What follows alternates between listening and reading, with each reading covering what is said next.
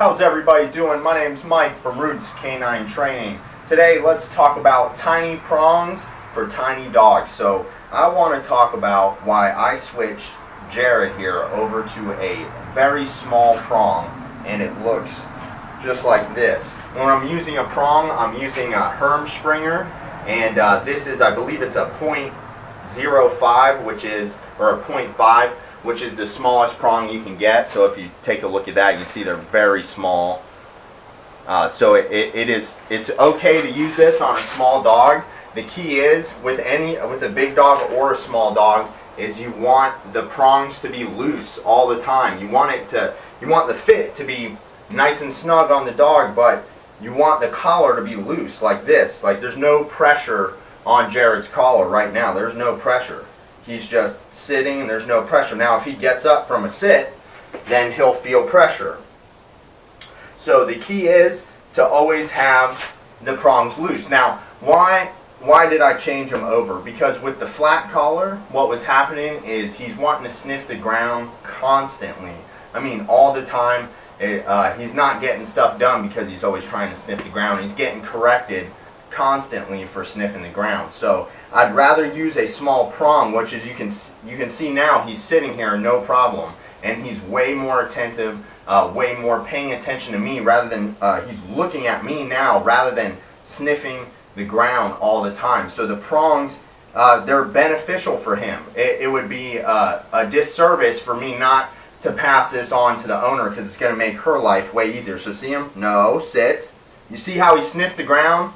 And I told him not to do that. It's because he does it compulsively all the time. He's constantly tracking. So and this is a complaint the owner had. So it would be a disservice to the owner to not pass this on to them.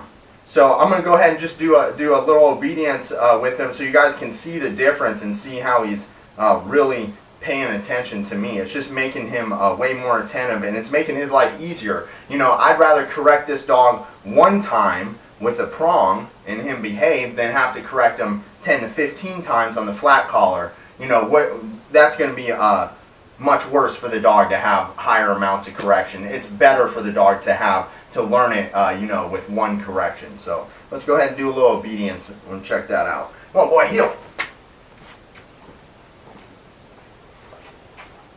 Sit. Sit. Good boy. Sit. Attaboy. Good sit, buddy. Good boy. Good boy. Heel. Heel. Down. Good boy. Good down. Heel. Sit. Good. Heel.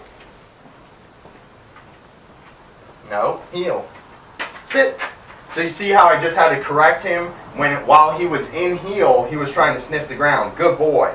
I'm saying good boy because of his eye contact. That's what I want. He does really good with the prong, so I'm happy to switch him over to that. His obedience is like night and day now. Good boy. Down. No. Down. Good boy. Heel. Sit.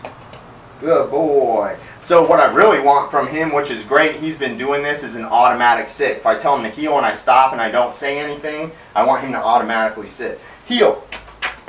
Good boy. That's that boy. That's a good boy. Yeah, that's a good boy. And this is his reward for doing this with me, is affection. He loves it. Good boy. Yes, good boy. Good boy. He's actually closing his eyes right now. So this is his reward. You don't need treats. You can just use praise. Good boy.